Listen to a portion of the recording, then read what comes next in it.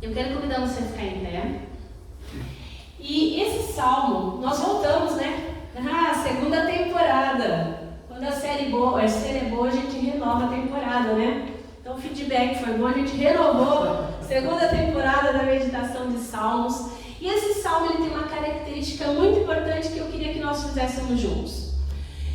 Cada versículo se divide em duas partes.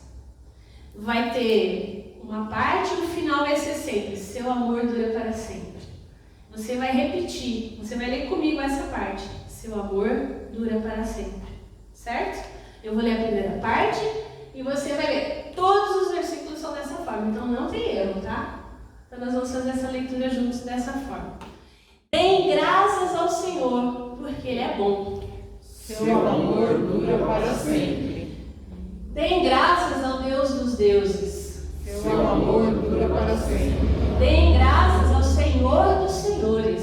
Seu amor dura para sempre. Deem graças ao único que realiza grandes maravilhas. Seu amor dura para sempre. Deem graças àquele que criou os céus com muita habilidade. Seu amor dura para sempre. Deem graças àquele que colocou a terra no meio das águas. Seu amor dura para sempre. Deem graças àquele que fez as luzes celestes. Seu amor dura para sempre. Deem graças àquele que fez as luzes celestes. Seu amor dura para sempre. O sol para governar o dia. Seu amor dura para sempre. A lua e as estrelas para governarem a noite. Seu amor dura para sempre. Deem graças àquele que matou os filhos mais velhos dos egípcios. Seu amor dura para sempre. Ele tirou Israel do Egito. Seu amor dura para sempre. Agiu como um forte braço poderoso. Seu amor dura para sempre. Deem graças àquele que abriu o mar vermelho ao meio. Seu amor dura para sempre. Fez Israel atravessá-lo a salvo. Seu amor dura para sempre. Mas lançou o faraó e seu exército no mar vermelho. Seu amor dura para sempre. Deem graças àquele que guiou o seu povo pelo deserto. Seu amor dura para sempre.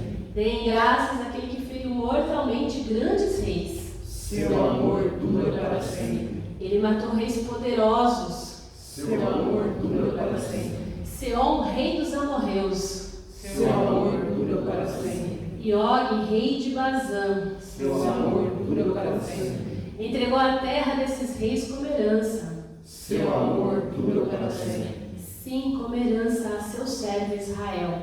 Seu amor dura para sempre. Ele se lembrou de nós em nossa humilhação. Seu amor dura para sempre. Livrou-nos dos nossos inimigos. Seu amor dura para sempre. Ele dá alimento a todos os seres vivos. Seu amor dura para sempre. Deem graças ao Deus dos céus. Seu amor dura para sempre. Amém. Senhor, nós te damos graças porque seu amor dura para sempre. Louvamos a ti, Senhor, porque é um Deus fiel, santo, que salva o seu povo. Somos gratos a ti. E pedimos nessa hora, ilumina, Senhor, a explanação da tua palavra. Usa-me como instrumento teu nessa hora. Abre os nossos corações, que o nosso coração seja a terra fértil e a tua palavra semente. Que ali, Senhor Deus, crie raízes e cresça e frutifique a 100 por 1. Essa é a nossa oração em nome de Jesus. Amém. Você pode se assentar. Por que eu fiz questão que você lesse esse salmo comigo? Você percebeu que ele se desenvolve como uma ladainha? Ele tem um ritmo, uma antífona, porque o seu amor dura para sempre. Na nossa tradução, a revista atualizada é: a sua misericórdia não tem fim. Mas a tradução mais perto do original é essa: seu amor dura para sempre. E se você notar, ao longo da composição, nós vamos vendo os prodígios de Deus na história humana, na história do seu povo. Nós podemos ver claramente um resumo da história da salvação de Israel. É também um hino de louvor, de gratidão e de celebração a Deus, e por isso assim, a gente tem múltiplas repetições do que Deus faz na história.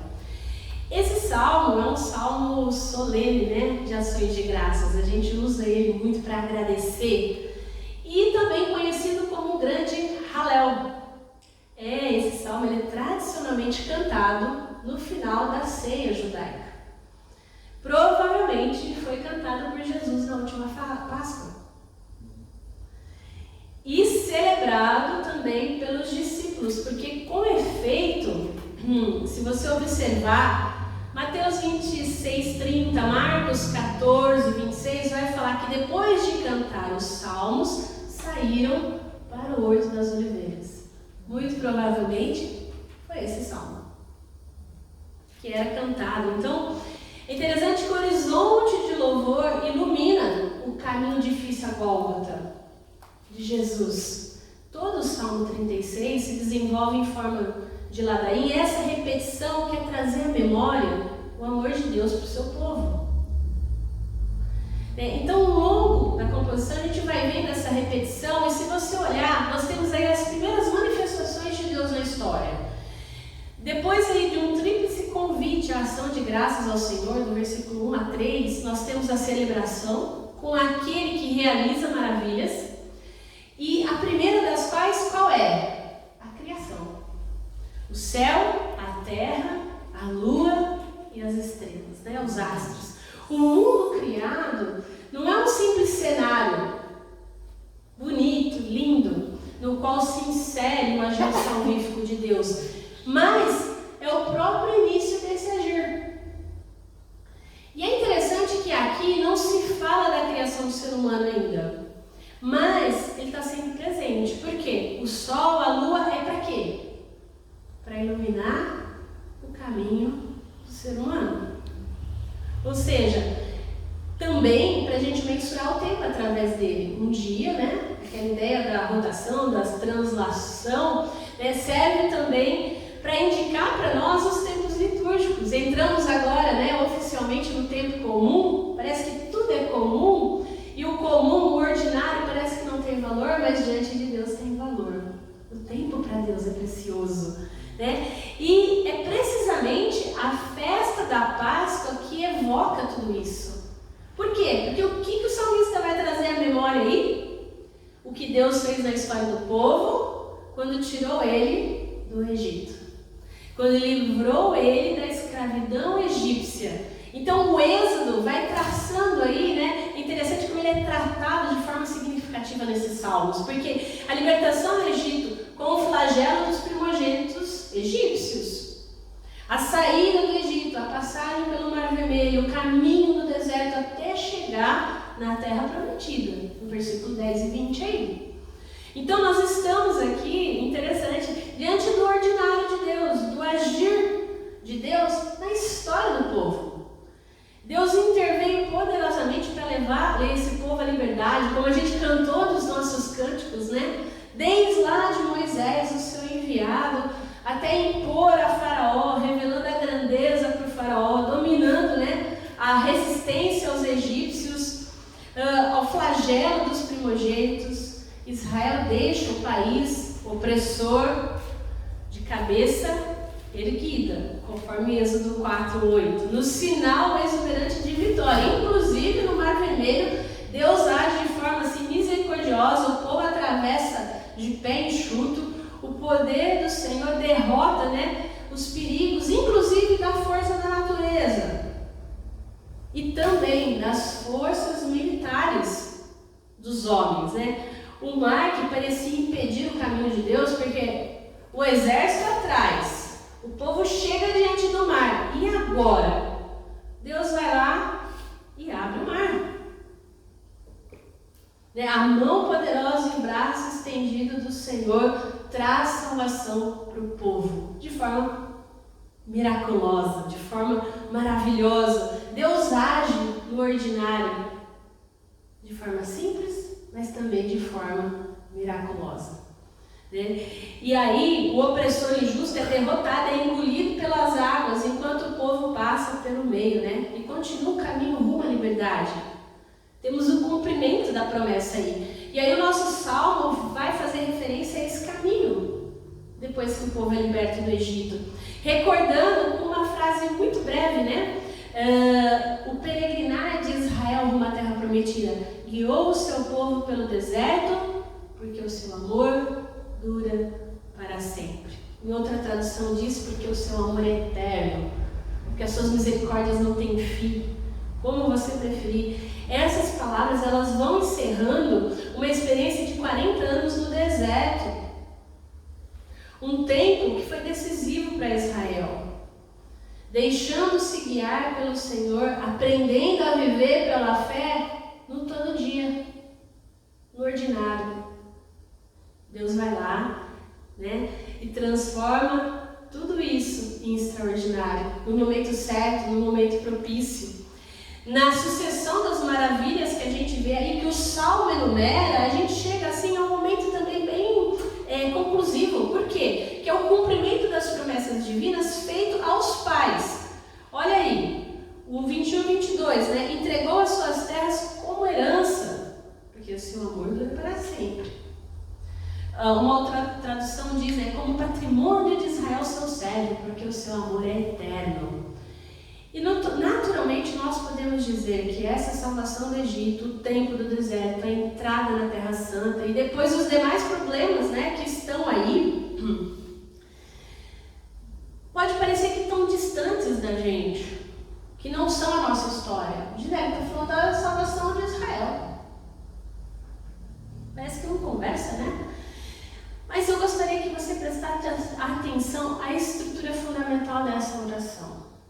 A estrutura fundamental é que Israel se recorda da bondade de Deus e agradece.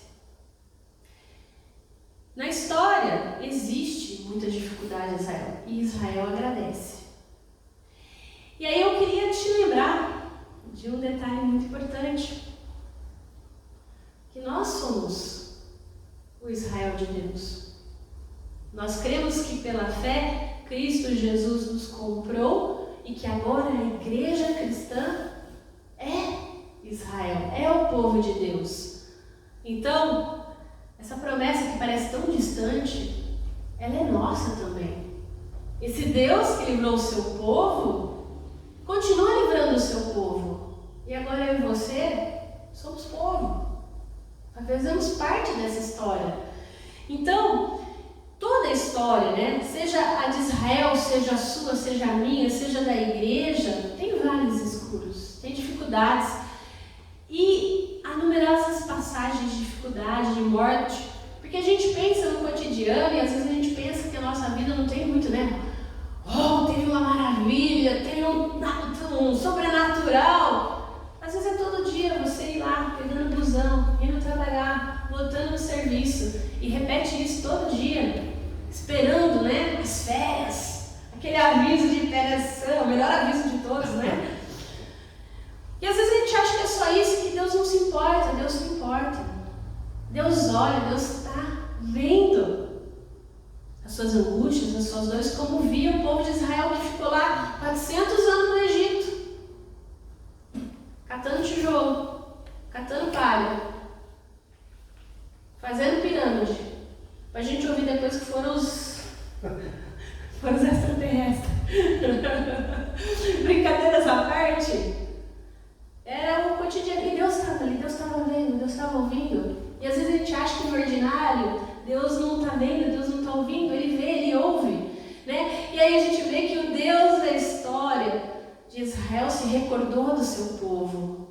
O Deus do seu povo se recorda. O seu Deus olha para você e vê a sua história também.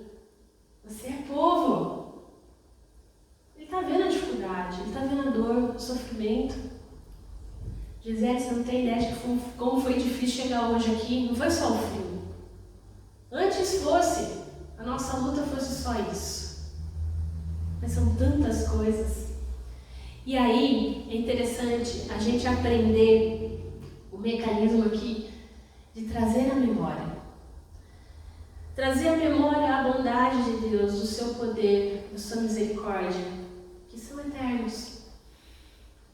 E é importante também, olha só, trazer a memória aquilo que nos dá esperança, como já diria o profeta. A memória diz pra gente, Deus é bom. Deus existe, a sua misericórdia é eterna, o seu amor é eterno. Isso vai abrindo para a gente caminho de gratidão, de aprender a agradecer. E aqui não é de ser otimista demais, porque às vezes o copo está meio vazio mesmo. E é só nele que a gente vai conseguir encher o resto. Não é ter uma visão de poliana, então o copo está meio cheio. Que bom, ai Deus é bom, está acontecendo uma desgraça. Ai, que alegria! Não! Tem dia que tá difícil, tem dia que o fardo é pesado, tem dia que o tijolo... Eu vou ter que achar palha onde não tem. Para me virar, para fazer acontecer. Deus vê isso. Deus vê a dor, Deus vê o sofrimento. Então Ele convida a gente a trazer a memória e fazer com que isso nos dê força para seguir em frente. Então, é ter essa memória do que Deus faz, de que em Cristo Jesus nós fazemos parte desse povo, e que Deus permanece em nós e vive através de nós, através do Espírito Santo, que nós cremos ser expresso nos meios de graça. Oi, Gisele, agora você falou difícil. Como é que é? O Catecismo de Westminster define a expressão meio de graça como os recursos visíveis e comuns pelos quais Cristo transmite à sua igreja os benefícios da sua mediação, ou seja, da sua morte, da sua ressurreição. E há 2 tipos de meios de graça. Sabiam? Os particulares e os públicos. Os meios particulares. O primeiro deste é a leitura da palavra. É você lá na sua casa, sozinho, abrir a palavra, meditar na palavra. E o segundo meio particular de graça é a oração. Né? Eu lembrei da musiquinha. Leia a Bíblia e faça oração se você quiser crescer.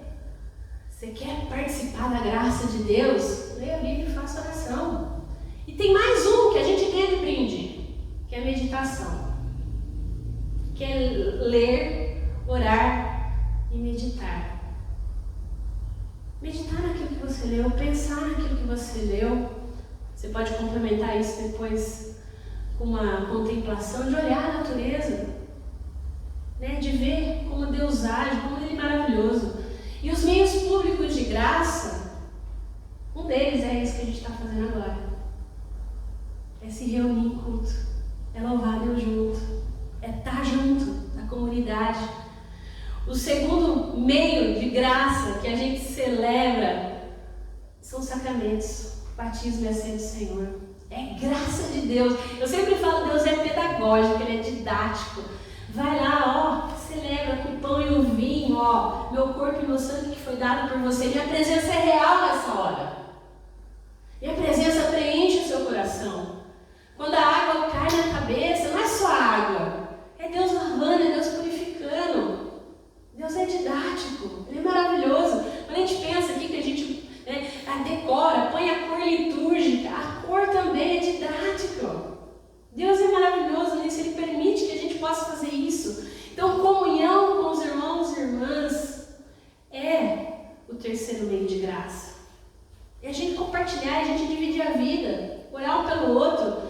E o quarto meio de graça, vamos pensar, é a oração coletiva. Quando a gente ora junto. Quando a gente faz tudo que a gente faz em particular junto, também é a expressão da graça de Deus na nossa vida. E como povo de Deus, aí nós temos a nossa história a partir disso. Nós também, hoje, Igreja Presbiteriana Independente em São Carlos, nós temos a nossa história com Deus, da sua bondade, da sua misericórdia, acontecendo, apesar de nós. Apesar de, às vezes, a gente falou na escola dominical, né, das mãos sujas, às vezes a gente chega aqui no culto, calma, não é só a mão, não, é o corpo, é o coração, cheio de sangue. O pecado faz isso com a gente. E aí Deus vem, purifica e lava, e nos cura, e nos transforma. Essa é a nossa história. Deus nos chamou para fazer história aqui em São Carlos. Porque quando o Dioraci começou o trabalho, quando eu vim para cá, a gente tinha uma ideia, né,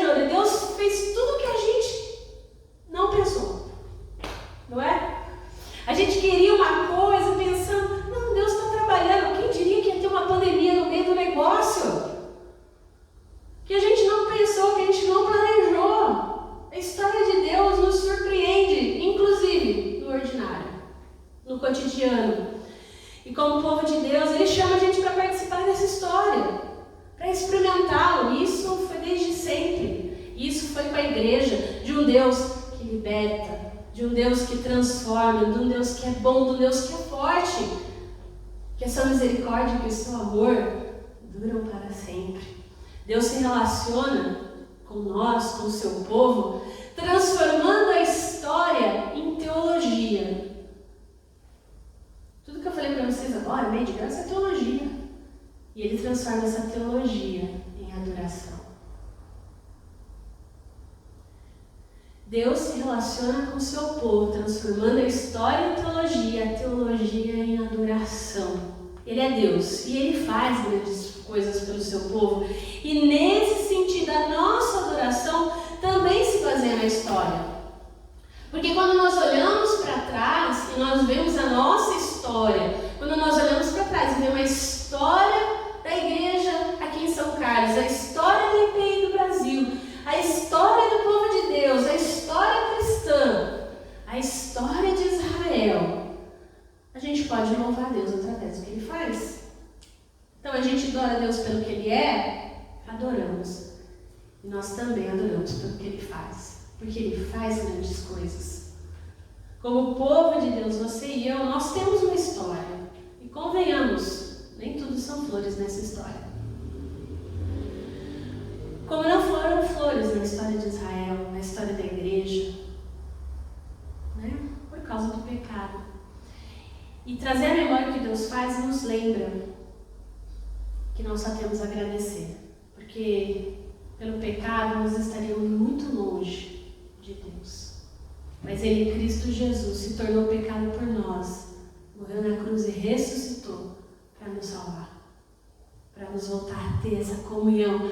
Então, a memória nos convida a agradecer. O Salmo 136 nos convida a agradecer. E ele, além de ser entoado na Páscoa, ele foi entoado em outras ocasiões. Na consagração do templo de Salomão, também pelos cantores do rei Josafá, quando Judá foi atacado por Moabe e Amon. O Senhor é chamado de Deus dos céus, o que indica aqui, provavelmente para esse salmo, uma data pós-exílio. Ou seja, esse salmo foi entoado antes do povo ir para a Babilônia e depois também. Ou seja, o povo olha para a sua história e vê as dificuldades e agradece. Porque apesar das dificuldades, apesar do pecado, apesar das lutas, Deus se manteve fiel. Ele disse que o povo iria, mas que o remanescente iria voltar, e esse remanescente volta. A história da salvação em Cristo Jesus também nos enche de gratidão a Deus pelo seu caráter e pelas suas obras em nosso favor. Porque a gente não tem nada que faria com que Deus se agradasse. Mas Ele nos ama. E o seu amor dura para sempre. A gratidão não se refere apenas aos momentos agradáveis da jornada. É importante a gente pensar nisso. O louvor a Deus não diz respeito somente às experiências positivas de felicidade, de prosperidade. A gente sabe que é fácil louvar a Deus no dia da festa, né? Mas o Salmo 36, ele inclui tanto as vivências positivas como as negativas, as ocasiões de doçura e de amargor. E essa certamente é outra lição para a gente. Geralmente nós temos a tendência de selecionar os nossos motivos de gratidão, guardando na memória o que é positivo e apagando o negativo. Mas a gente precisa lembrar que não é sempre assim. E eu não coloquei. Achei que eu tinha posto a frase lá do Henry Noah para nós. Ele diz o seguinte: agradecer pelas coisas boas que acontecem na vida é fácil, mas agradecer por tudo em nossa vida, tanto pelas coisas boas como pelas ruins, pelos momentos de alegria e pelas de tristeza, pelos sucessos e pelos fracassos, pelas recompensas e pelas rejeições, esse tipo de gratidão exige muita disciplina. Presta atenção nisso. Só seremos pessoas verdadeiramente gratas quando pudermos agradecer por todas as coisas que nos conduziram até o momento presente. Só seremos pessoas verdadeiramente gratas quando pudermos agradecer por todas as coisas que nos conduziram até o momento presente. Enquanto nós dividimos as nossas vidas entre eventos e pessoas que gostaríamos de lembrar e aqueles que gostaríamos de esquecer, nós não podemos pensar na plenitude no nosso ser como presente de Deus. Você é grato por quem você é hoje, pelo que você tem, pelo que você está fazendo? As coisas ruins também fazem parte disso. Então a gente precisa ser grato por tudo. É difícil. É difícil. Mas esse é o convite de Deus para nós. Seja na história comum, na história do povo de Deus, na sua história, na minha história, que a gente possa trazer a bondade de Deus à memória sempre, porque é essa memória que vai dar esperança no dia mal. Na hora que você vai pegar o ônibus e o ônibus está lotado, você queria sentar, porque você está morrendo de dor nas costas, mas não vai dar hoje.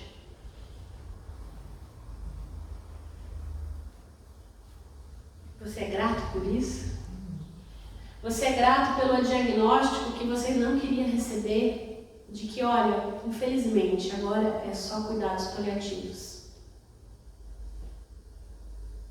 Não tem cura. Você é grato por isso? Pela dor?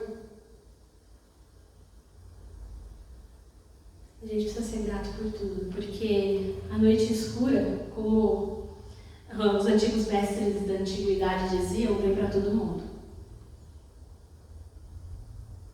É bom momentos de felicidade, mas nem sempre a gente vai estar feliz. Que a gente possa sempre valorizar a salvação de Deus na história humana, na nossa história. Porque, segundo o apóstolo João, a eternidade é se relacionar com Deus. E se a gente já se relaciona com Deus em Cristo Jesus, nós já partilhamos do eterno, nós já podemos experimentar um pouco daquilo que vai ser pleno um dia. Enquanto isso não vem, a gente vai enfrentar dor, a gente vai enfrentar dificuldade, doença, falta de dinheiro.